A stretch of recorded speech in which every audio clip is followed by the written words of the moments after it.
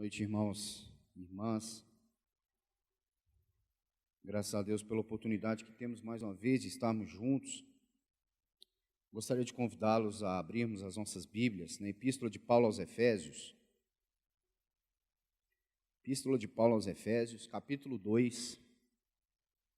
Vamos ler do verso 11 a seguir. Diz assim o texto: Portanto, lembrai-vos de que, no passado, vós gentios por natureza, chamados incircuncisão, pelos que se chamam circuncisão, feita pela mão de homens, estáveis naquele tempo sem Cristo, separados da comunidade de Israel, estranhos às alianças da promessa, sem esperança e sem Deus no mundo. Mas agora, em Cristo Jesus, vós que antes estáveis longe, viestes para perto, pelo sangue de Cristo, pois Ele é a nossa paz. Gostaria de voltar no texto também que lemos na semana passada, Josué capítulo 1, se você puder me acompanhar. Josué capítulo 1, vamos ler apenas um versículo nesse capítulo. Josué 1:3, verso de número 3. Diz assim: Como disse a Moisés, eu já vos dei todo lugar que pisardes com a sola do pé. Eu já vos dei todo lugar que pisardes com a sola do pé. Vamos orar mais uma vez. Senhor, te damos graças por mais uma vez, Senhor, nos podermos reunir debaixo do Teu nome. Reconhecemos a graça e o privilégio de assim podermos fazer. Louvamos o Senhor por cada irmão, por cada irmã que o Senhor traz aqui essa noite. Pedimos ao Senhor, ser conosco mais uma vez, que nós possamos ser tocados pela Tua palavra, que nós possamos, na comunhão dos santos, conhecer mais um pouco do Senhor. Ó Senhor, em nome de Jesus, que mais uma vez, o Senhor nessa noite venha de encontro a cada um de nós, segundo a necessidade de cada coração aqui presente. Confiamos em Ti, Senhor, no nome de Jesus. Amém. Irmãos, na semana passada, eu tive tratando desse assunto da entrada do povo na Terra Prometida, ali, principalmente no capítulo 1 da Epístola do livro de Josué, e vendo aquelas expressões com as quais Deus tratou com Josué, e vimos a gravidade do momento, a própria situação que estava envolvida. Moisés havia morrido, muitas coisas cercavam o povo naquele momento, mas nós sabemos que Deus deu uma palavra de encorajamento para Josué, para que ele fosse fiel em toda a palavra que Deus havia então liberado a Moisés. E as palavras de Deus para Josué foi para que ele fosse forte, corajoso, que ele fosse fiel àquilo que Deus havia transmitido por intermédio de Moisés. Em especial, Deus deu para ele palavras concernentes à sua lei, à sua palavra. Ele disse que aquela lei, aquela palavra, deveria habitar a boca de Josué, ser um objeto de contemplação no seu coração, e também que ele pudesse colocar ela por prática, por obediência.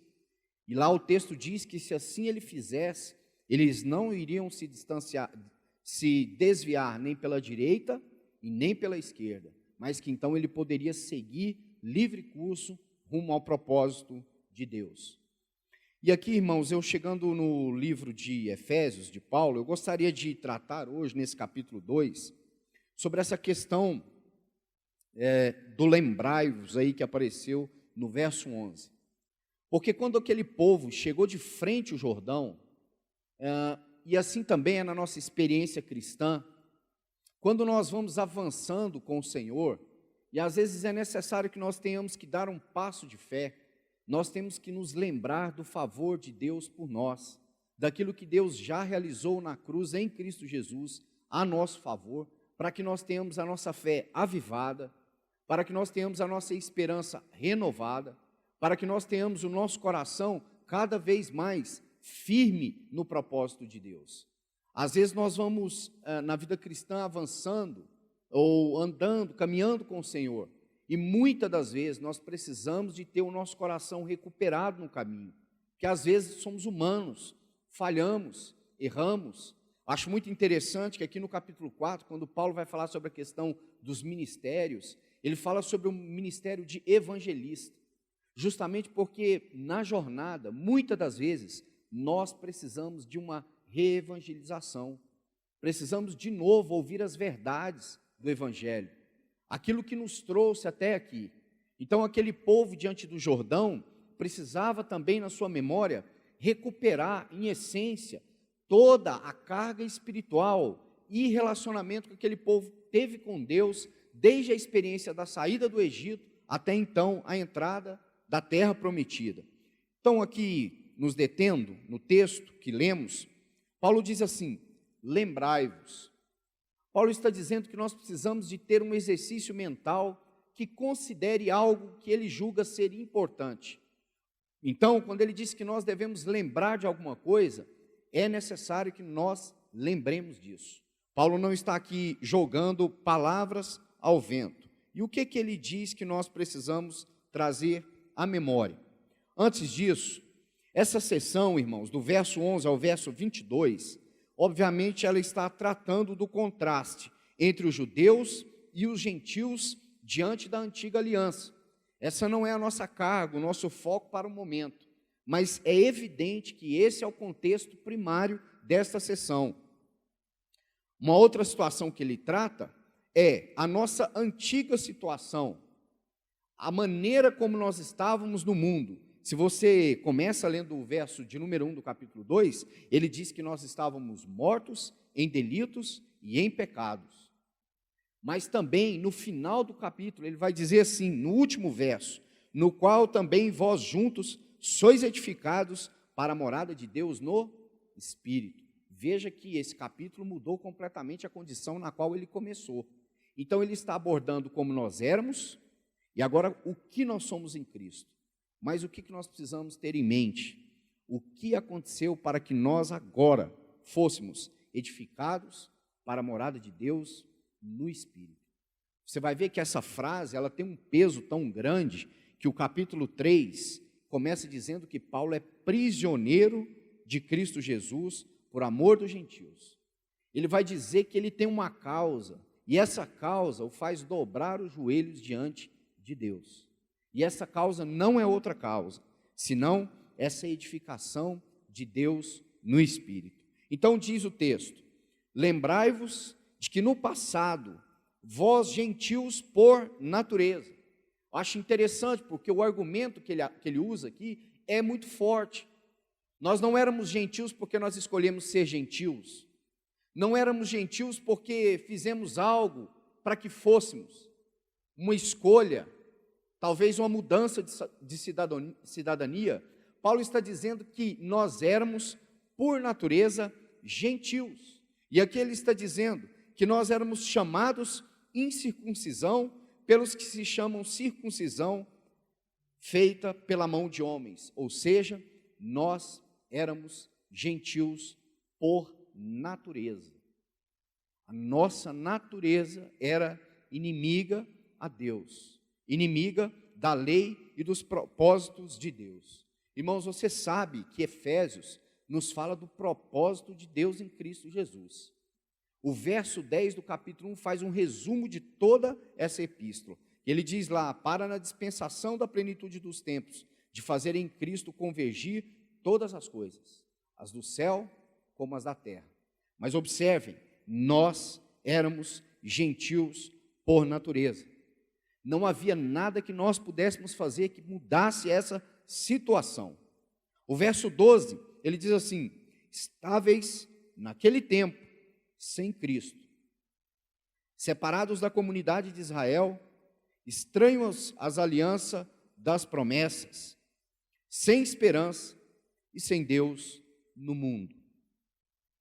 E há um contraste, porque agora ele diz assim no verso 13, iniciando: mas agora. Então observe, ele tem uma menção, naquele tempo, verso 12, verso 13, mas agora. E esse mas agora do verso 13, ele tem tanta importância nesse capítulo, como tem o mas Deus aqui no verso 4 do capítulo 2, quando ele diz que nós estávamos mortos em delitos e em pecados, nos quais nós andamos outrora, no caminho do mundo, seguindo o príncipe da potestade do ar, do espírito que agora atua nos filhos da desobediência, e ele diz que nós andávamos também nessa condição, seguindo os desejos da nossa carne, fazendo a vontade da carne e da mente, e éramos por natureza, de novo essa expressão, filhos da ira, como os demais. Ele está colocando primeiro o quadro negativo, para depois nos introduzir no quadro positivo, mas aí no verso 4 aparece a expressão tão já expressa no nosso meio, mas Deus, que é rico em misericórdia, pelo imenso amor com que nos amou. Ou seja, não importa qual era o quadro passado, embora ele era um quadro terrível, era um quadro de morte, era um quadro de destruição, era um quadro onde nós éramos escravos dos nossos pensamentos, fazíamos a vontade da carne, éramos por natureza filhos da ira, como também os demais, mas Deus, que é rico em misericórdia e por causa do seu grande amor com que nos amou, mudou toda essa situação. Assim, quando nós entramos aqui no verso 11 também, ele diz isso, no passado, nós éramos gentios por natureza. E ele diz assim, naquele tempo, estáveis sem Cristo, separados da comunidade de Israel. A figura que Paulo está usando aqui, irmãos, obviamente ele está olhando para essa questão do templo. O templo no passado, haviam aquelas 3 repartições, os irmãos conhecem. Havia o pátio exterior, o átrio e o lugar santíssimo. Mas os gentios, eles ficavam lá fora. Era chamado do pátio do povo. Eles não tinham nenhuma parte com as alianças. Eles eram, por natureza, gentios, filhos da ira. E eles estavam apartados de todo o relacionamento com Deus. O povo de Israel se relacionava com Deus com base nos seus sacrifícios. Você conhece, as leis estão aí, conhecemos todas elas. E eles tinham um sumo sacerdote que pegava aquelas ofertas e oferecia a Deus em sacrifício. Então aquelas ofertas subiam como aroma agradável a Deus, na presença de Deus, e aquele povo tinha então o seu pecado expiado. Uma vez por ano, essa cerimônia se repetia, ano após ano. Mas por meio daqueles sacrifícios, o povo de Israel tinha comunhão com Deus. Eles tinham um relacionamento com Deus. Mas e os gentios? Os gentios estavam fora de tudo isso. Eles estavam muito longe, lá do lado de fora. Paulo diz assim, estáveis naquele tempo, sem Cristo, separados da comunidade de Israel. Quando nós abrimos a nossa Bíblia, Gênesis, vemos que o homem peca. Você se lembra? Deus coloca 2 anjos, 2 querubins, com 2 espadas, para guardar o caminho do Éden. E o homem é expulso da presença de Deus. Irmãos, e o que o homem pode fazer para voltar à presença de Deus? Será que se ele decidir fazer o caminho de volta, ele consegue entrar? Ele não pode fazer absolutamente nada. O pecado varreu o homem da comunhão com Deus. O pecado destruiu o homem, matou o seu espírito. Ele agora não tem mais comunhão com Deus, ele não tem mais prazer em Deus, ele não tem mais alegria em Deus, ele não tem mais sentido e nem propósito em si mesmo. Ele morreu, como diz as Escrituras. O pecado reina pelo poder da morte. E o homem agora não pode simplesmente fazer o caminho de volta. Ele está banido para sempre da face de Deus. O jardim está guardado. Ele não pode mais comer da árvore da vida. Ele não pode mais se aproximar de Deus. Então Paulo diz, naquele tempo estavam sem Cristo, separados da comunidade de Israel, estranhos à aliança da promessa. Nós não tínhamos parte com aqueles sacrifícios. O povo de Israel tinha como ofertar a Deus pelo seu pecado, pela sua culpa. Aquele sumo sacerdote apresentava aquelas ofertas diante de Deus. Mas os gentios não eram assim. Eles não tinham ninguém por eles. eles não tinham a quem recorrer, eles não tinham um Deus que se compadecesse deles, eles não tinham um Deus que os amasse, eles não tinham um Deus que estivesse em aliança com eles, eles não tinham um Deus que firmasse um pacto com eles estavam perdidos. Por isso Paulo termina esse verso dizendo assim: eles estavam sem esperança e sem Deus no mundo. Oh, irmãos, que tragédia, que coisa difícil, sem esperança, não havia esperança nenhuma para aqueles que estavam perdidos, sem Deus, lá longe, do lado de fora, sem relação com as alianças, sem relação com as promessas de Deus, sem relação com Deus, sem relação com o Senhor. Então ele diz que eles estavam sem esperança e sem Deus no mundo. Que triste quadro. Mas o verso 13, com essa conjunção adversativa, apresenta um quadro totalmente diferente. Ele diz assim: mas agora, outro tempo, preste atenção, verso 12, naquele tempo, nós estávamos sem Cristo, separados da comunidade de Israel, e o verso segue. O verso 13 ele diz assim: mas agora, olhando para o momento atual, essa palavra agora deve soar nova no nosso coração todos os dias, todas as manhãs. Paulo diz assim: agora, em Cristo Jesus, vós que estáveis longe, viestes para perto, pelo sangue de Cristo. Ele diz assim: nós que estávamos lá no pátio do povo, longe, separados, alienados, sem ter como nos aproximar de Deus, sem ter com quem contar, sem ter uma lei que pelo menos nos desse a possibilidade de oferecer algo a Deus pela nossa culpa, pelo nosso pecado. Então ele diz assim: nós estávamos lá fora, no pátio do povo, nós que estávamos distantes e separados das alianças. Ele diz assim: nós chegamos perto.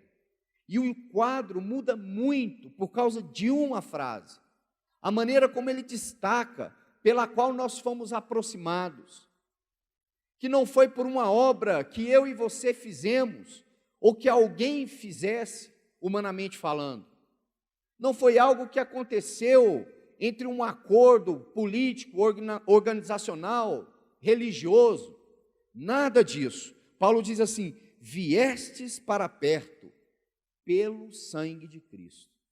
Irmãos, a Escritura vai abordar esse aspecto de chegarmos perto no livro, na Epístola aos Hebreus, de uma maneira contundente. Mas eu queria que você prestasse atenção nisso. Irmãos, nós estávamos numa condição de separação tal, que não havia nada que nós pudéssemos fazer para nos aproximar de Deus. Nós estávamos do lado de fora, não havia esperança, não havia expectativa nenhuma. Se não há esperança, não há expectativa, senão da morte ou do fim dos dias, de terminarmos o nosso comissionamento plenamente terreno. Mas o texto diz assim que nós fomos aproximados pelo sangue de Cristo Jesus. E essa aproximação é uma aproximação que Paulo se retrata ela como sendo poderosa, como sendo algo muito especial que Deus fez em Cristo Jesus. O contexto é muito claro. Paulo está dizendo que agora, pelo sangue de Cristo, a barreira de inimizade, de separação que havia entre nós e Deus foi destruída pelo poder do sangue de Cristo Jesus. Então ele disse assim: aqueles que estavam de fora puderam se aproximar por causa do sangue de Cristo Jesus. Na antiga dispensação, como eu disse para vocês, o povo de Israel tinha essa garantia pelo pacto. E nós vamos aprender que no Santíssimo Lugar, eles eram perdoados pelos seus pecados. A glória de Deus se manifestava, e assim eles tinham uma relação com Deus que os tirara do Egito. Mas os gentios não tinham qualquer relação com Deus e nem um sistema de leis, de sacrifícios pelos quais pudessem ser perdoados pelos seus pecados. o contraste está muito claro, irmãos. Ele diz assim, no passado, e agora ele trata dessa expressão, mas agora. E aqui, irmãos, esse contraste, perfeitamente casado com o verso 4 do capítulo 2, ele diz aí, duas situações. Primeiro, a nossa situação, éramos gentios por natureza. Segundo, a nossa total alienação de Deus. Ó irmãos e irmãs, às vezes quando nós convertemos e começamos a caminhar com o Senhor, achamos que nós melhoramos, mas é porque nós não nos lembramos de onde foi que nós fomos tirados, quem nós éramos e o que Cristo fez com poder por nós na cruz do Calvário, nos trazendo para perto pelo sangue que foi derramado na cruz do Calvário. Por isso Paulo diz assim, eu não me glorio em outra coisa, senão em Cristo Jesus e esse crucificado. Porque, irmãos, nós fomos salvos e aproximados de Deus por uma obra de milagre, por uma obra de amor, por uma obra impetuosa de Deus. Irmãos, não pense você que o nosso coração era capaz de se voltar para Deus. A Bíblia diz que Deus prova o seu amor para conosco, quando Cristo morreu por nós, quando nós éramos ainda pecadores. Essa expressão que nós éramos filhos da ira como os demais, por natureza, significa que nós nascemos inimigos de Deus. Não havia nada em nós que pudesse mover o coração de Deus em nos amar. Mas graças a Deus, Paulo nos diz que há uma saída. Paulo nos diz que Deus em Cristo Jesus nos aproximou. Então ele diz assim, e de que forma isso foi feito? Acabamos de ler, pelo sangue de Cristo Jesus. Abra comigo em Hebreus capítulo 8, verso de número, vamos ler de 10 a 12. Hebreus 8, 10 a 12. Como eu disse para os irmãos, nós não tínhamos parte naquela aliança de Deus com o povo de Israel. Mas observem em que aliança o Senhor nos colocou. Observe em que aliança o sangue de Cristo nos introduziu. Aqui, o escritor aos Hebreus está fazendo uma citação de Jeremias, capítulo 31. Ele diz aí, esta é a aliança que farei com a casa de Israel depois daqueles dias, diz o Senhor. Porei as minhas leis na sua mente e as escreverei em seu coração. Eu lhes serei Deus e eles me serão povo. Ninguém terá de ensinar ao próximo, nem a seu irmão, dizendo, conhece ao Senhor, porque todos me conhecerão, desde o menor até o maior deles. Pois serei misericordioso para com as suas obras, mas e não me lembrarei mais de seus pecados. Ouça essa frase, conhece o Senhor, porque todos me conhecerão, desde o menor até o maior deles. Certa feita o Senhor Jesus disse assim, a vida eterna é esta, que te conheçam a ti, o único e verdadeiro Deus, e a Jesus Cristo, a quem enviastes. Irmãos, qual é a eficácia da vida eterna? Conhecer o Senhor. E como nós podemos conhecer o Senhor?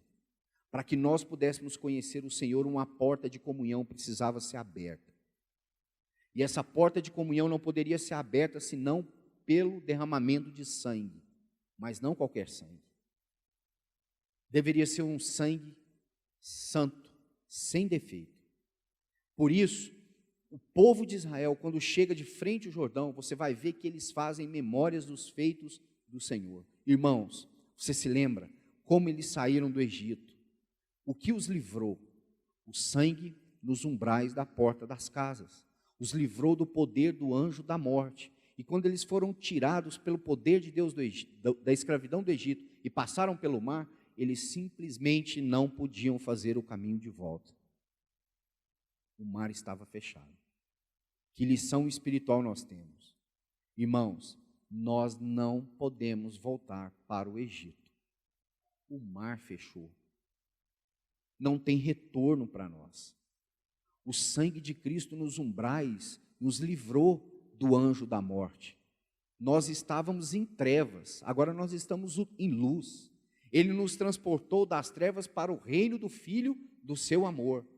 Não tem como nós voltarmos atrás. Por isso o escritor aos Hebreus diz assim: nós não somos dos que retrocedem. E se nós retrocedermos, o seu prazer não estará em nós. Mas graças a Deus, nos apegamos às palavras que, creio eu, foram ditas pelo Espírito Santo, pela boca de Josué e Calebe: se ele se agradar de nós. E o que significa se agradar de nós nesse momento, irmãos? Significa em perseguir o Senhor, perseguir o propósito do Senhor, avançar juntamente com o Senhor, porque nós já experimentamos o poder de Deus, nós já experimentamos a salvação em Cristo Jesus, sabemos muito bem o que é viver uma vida sem Deus, sem esperança no mundo, sem alegria, sem paz, sem expectativa. Mas agora nós fomos aproximados pelo sangue de Cristo Jesus, podemos ter comunhão com Deus, e aqui o escritor diz que a lei da qual nós fomos aproximados é a lei do Espírito de vida em Cristo Jesus, e ele diz que essa aliança, Deus toma parte nela, assim como uma vez ele jurou por Abraão, não deixou que Abraão jurasse por si, mas Deus interpôs com juramento. Olha o que ele diz: essa aliança não é segundo a que fiz com seus pais. O verso 9: no dia em que os tomei pela mão para tirá-los da terra do Egito, pois não permaneceram naquela minha aliança, e eu não atentei para eles, diz o Senhor. Então ele vai declarar: esta é a aliança, a nova aliança no sangue de Cristo Jesus. E ele diz aí: porei as minhas leis na sua mente. Glória a Deus, porque se dependêssemos de nós, nós deixaríamos a lei de Deus, abandonaríamos a sua palavra, a sua lei, não teríamos nela prazer. Ele diz aí: colocarei nas suas mentes a minha lei e escreverei no seu coração. Um novo coração nos foi dado. Nós recebemos de Deus um novo coração, e nesse coração as leis de Deus estão aí escritas. E o verso 10: eu lhes serei Deus, e eles me serão povo. Quando lemos em Efésios, nós estávamos sem Deus, mas ele diz: eu lhes serei para eles Deus, e eles serão para mim meu povo. Ninguém terá de ensinar ao próximo, nem a seu irmão, dizendo: conhece o Senhor, porque todos me conhecerão, desde o menor até o maior deles. Irmãos, como Deus pode dizer que todos nós vamos conhecer o Senhor? É com base no sangue de Cristo Jesus que nós podemos nos aproximar e conhecer o Senhor. Então, quando nós chegamos aqui no capítulo 10 dessa epístola aos Hebreus, Hebreus 10,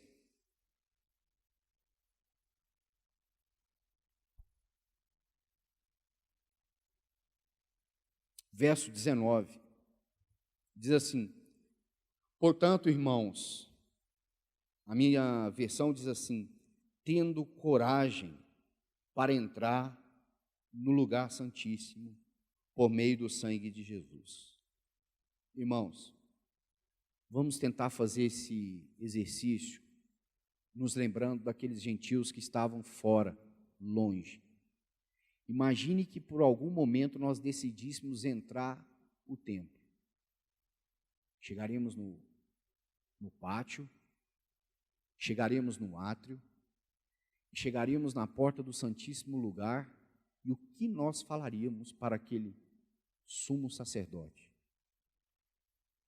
Queremos entrar. Nós não entraríamos. Mas o texto diz aqui que nós devemos ter coragem para entrar no lugar santíssimo. Lembra as palavras de Deus para Josué? Ser forte e muito corajoso. O escritor aos Hebreus está dizendo que nós devemos ter uma ousadia baseada no sangue de Cristo Jesus.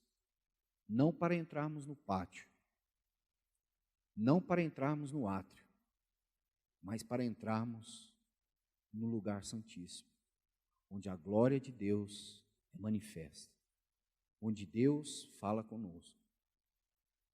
Irmãos, muitas das vezes, quando nós curvamos a nossa cabeça para orar, dobramos os nossos joelhos, nós fazemos isso sem nos lembrar onde nós estamos, onde nós podemos nos achegar.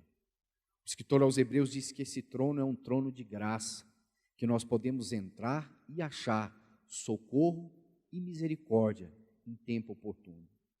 Irmãos, está claro para nós, lendo esse verso, que o sangue de Cristo foi derramado na cruz do Calvário, para que nós tivéssemos uma experiência de comunhão intensa diante da presença de Deus. Uma presença de comunhão pujante diante do Senhor. Ele diz assim: tendo coragem para entrar no lugar santíssimo, por meio do sangue de Jesus. Irmãos, quantas vezes em nossas orações, não que nós não devemos confessar a Deus as nossas falhas, mas nós temos mais memória de nós do que memórias da obra de Cristo na cruz do Calvário. Ele diz assim que nós temos que ter uma ousadia tal para entrar no santíssimo lugar com base na oferta de Cristo pelo pecado. Porque agora nós que fomos aproximados pelo sangue, não fomos aproximados, irmãos, de qualquer maneira. Deus não nos perdoou de qualquer maneira. Deus nos perdoou em Cristo Jesus. O preço foi muito alto. Aquele sangue derramado na cruz não foi para que eu e você tivéssemos uma comunhão com Deus superficial, baseada se nós estamos nos sentindo bem, se estamos nos sentindo mal, se a culpa do pecado nos oprime para baixo. O escritor aos Hebreus está dizendo assim para nós: olhe para o sangue derramado, veja o sangue nos umbrais, Deus está satisfeito. Por isso Paulo escreve aos Romanos dizendo assim, que não há acusação contra os eleitos de Deus. Portanto, nós podemos entrar com ousadia no lugar santíssimo, naquele lugar que nós não poderíamos entrar de maneira nenhuma, aonde era o lugar da comunhão de Deus, o Pai, o seu Filho e o seu Espírito Santo. E agora nós somos chamados a adentrar a essa comunhão, entrando com coragem, com ousadia, com intrepidez, por causa do preço que foi pago por nós na cruz do Calvário. Ó, irmãos, o texto prossegue dizendo assim: pelo novo, não é pelo velho, mas pelo novo e vivo acesso que Ele nos abriu, através do véu, isto é, o seu corpo e a sua carne. Quando nós olhamos para aqueles elementos, do que nós nos lembramos? O Senhor se deu na cruz por nós. Para quê? Para que nós tivéssemos um caminho, um acesso. Não tinha caminho, o caminho estava fechado, nós não podíamos nos aproximar de Deus, nós não podíamos amar a Deus, nós não podíamos ter prazer em Deus, nós não podíamos orar a Deus, nós não podíamos conhecer a Deus, mas Cristo, oferecendo o seu corpo naquela cruz do Calvário, preparou para nós um caminho, um acesso, e agora nós podemos entrar. E ele diz assim: tendo um grande sacerdote sobre a casa de Deus. Nós não tínhamos um sacerdote, não tínhamos ninguém que pudesse se compadecer de nós. Nós éramos como aquele publicano orando, batendo no peito, dizendo: Deus, se propício a mim. Irmãos, aquele fariseu, por outro lado, arrogava a sua religião.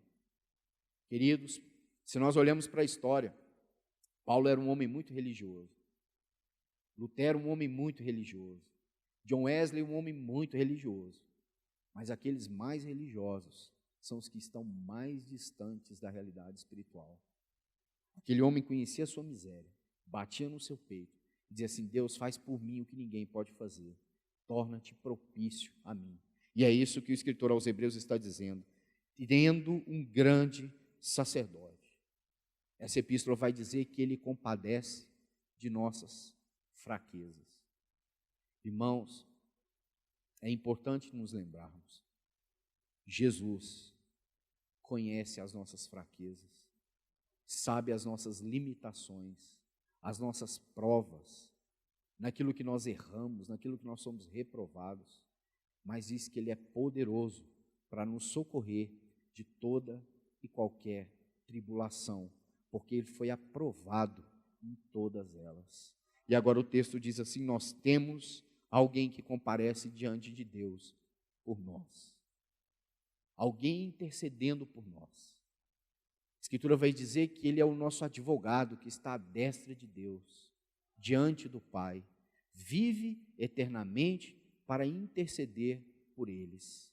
A nossa causa, irmãos, não é perdida, muito pelo contrário, a nossa causa é ganha, por causa do poder do sangue de Cristo Jesus. Por isso, aqueles irmãos ali, os antigos, povo de Israel, se lembraram dessas coisas, por causa do poder do sangue que os havia tirado, então, do Egito. Então ele diz assim, e tendo grande sacerdote sobre a casa de Deus, e eu preciso dar uma ênfase nisso, porque a casa de Deus que ele está se referindo aqui, não é aquele templo construído por mãos humanas, não, o nosso sumo sacerdote compareceu diante de Deus, no templo de Deus, nas habitações celestiais, diante do trono da graça de Deus, aonde ninguém poderia entrar. Irmãos, esse livro vai nos dizer que ele está nos conduzindo para junto dele, para este mesmo lugar. Então o verso 22 diz assim, aproximemo-nos com coração sincero, agarre essa frase, com plena certeza de fé. Então como é que nós temos que orar? Como é que nós temos que entrar nesse lugar santo, nesse lugar santíssimo? Como é que nós devemos nos portar? Com plena certeza de fé. Não é com o nosso coração cheio de dúvida, não é com o nosso coração cheio de questionamento, não é com o nosso coração baseado no nosso mérito, eu acho que eu fiz isso de errado, eu acho que eu não estou bem na minha relação com Deus. Ele está dizendo assim, aproximemo-nos com o coração sincero. Mais uma vez, me lembro daquele publicano, sê propício a mim, Senhor. E ele diz assim, com plena certeza de fé. Uma fé que crê que fomos amados sem merecimento, que fomos perdoados pela graça de Deus, que fomos salvos pelo milagre da cruz do Calvário, que fomos amados sem nada darmos em troca, que fomos amados por um Deus santo e justo, e que não devemos nada quanto à lei e ao pecado, porque em Cristo nós fomos justificados de uma vez por todas. Por isso ele diz assim, aproximemo-nos com o coração sincero, com a plena certeza de fé, com o coração purificado da má consciência e tendo o corpo lavado com água limpa, e essa água limpa não é outra senão a palavra de Deus. Ah, irmãos, que importância tem a palavra de Deus. Por isso o Senhor foi tão exigente quanto a palavra de Deus para com Josué. Guarda ela, medita nela, fala dela, obedeça a ela, creia nela, porque a palavra de Deus ela é imutável, ela é fiel. Quando Josué e Caleb viram aqueles gigantes, quando eles foram entrar na terra, qual era a posição deles? Eles sabiam que aqueles inimigos estavam julgados e derrotados com base no quê? Na palavra de Deus, que a terra seria deles. Então eles diziam, se o Senhor nos deu a terra, subamos e possuamos a terra. Irmãos, por isso o texto de Josué 1,3 nos informa, todo lugar que colocar a planta do vosso pé, será vosso. E eu queria concluir com esse detalhe do lugar santíssimo. Às vezes nós conhecemos e afirmamos essas coisas, declaramos essas coisas, mas eu gostaria de fazer uma pergunta para mim e para você nessa noite. Temos colocado o nosso pé aí, irmãos?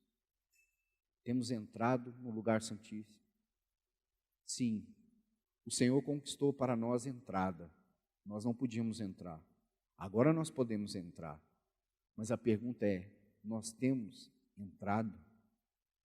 Conhecemos esse lugar? Colocamos aí a sola do nosso pé, reconhecendo a graça de Deus, dobrando os nossos joelhos diante do Senhor e temos uma experiência real com Ele?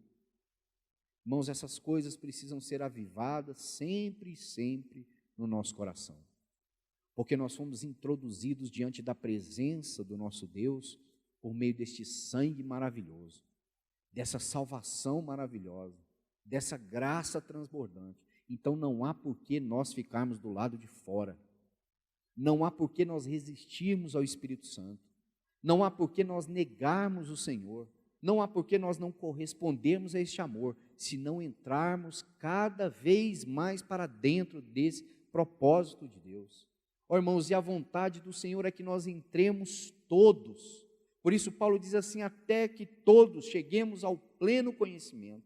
Irmãos, nós precisamos dessa experiência de maneira individual e de maneira coletiva.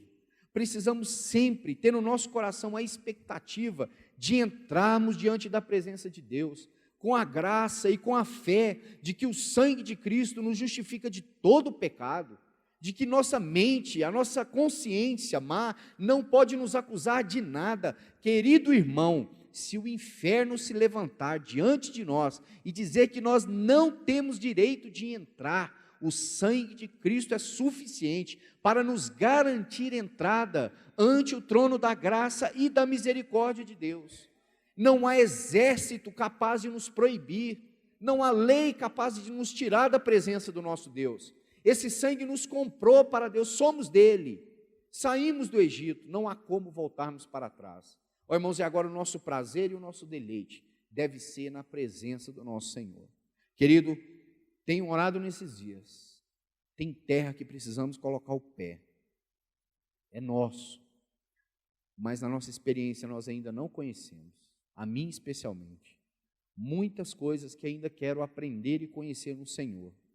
Por isso quero colocar o meu pé, quero colocar a minha mão, quero entrar, quero ser um com todos os irmãos, para que nós venhamos aprender mais do Senhor, nos maravilhar mais com o Senhor, nos regozijar mais com o Senhor, nos alegrar mais com o Senhor e uns com os outros, viver de maneira mais para dentro, junto com o Senhor e uns com os outros. Ô irmãos, para que nós venhamos viver essa vida no pleno gozo da presença de Deus, da sua satisfação e também da nossa alegria em pertencermos ao Senhor. Irmãos, é tão maravilhoso, como nosso irmão nos lembrou aqui há pouco tempo atrás, agora nós somos filhos de Deus. Que alegria!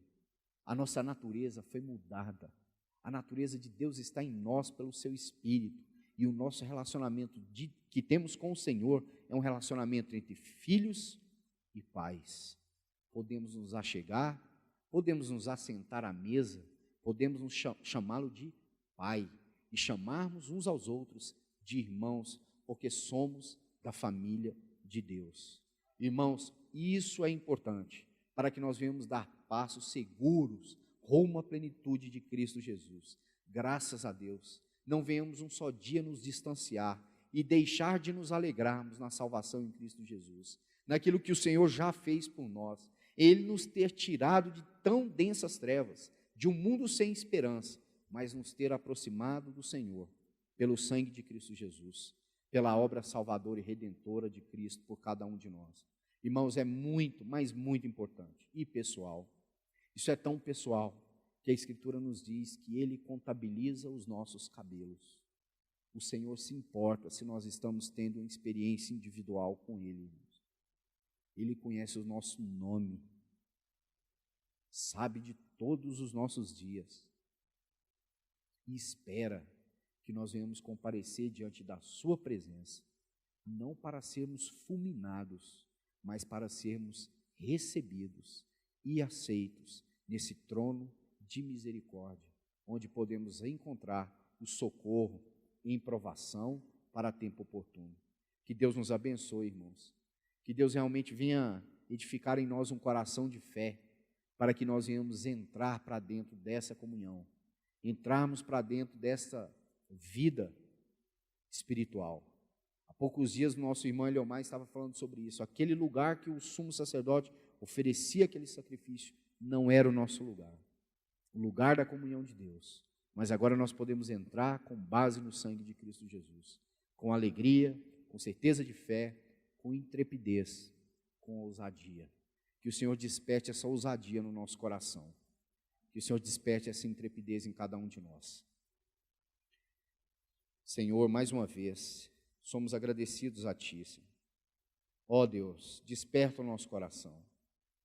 Ó Senhor, já caminhamos uma jornada contigo, mas queremos nos lembrar ainda de onde o Senhor nos tirou, Pai. O quão era grave a nossa situação, Senhor, e o quão nós podemos adentrar a comunhão do Senhor, ó Pai, nesse lugar santo, com base no sangue de Cristo Jesus.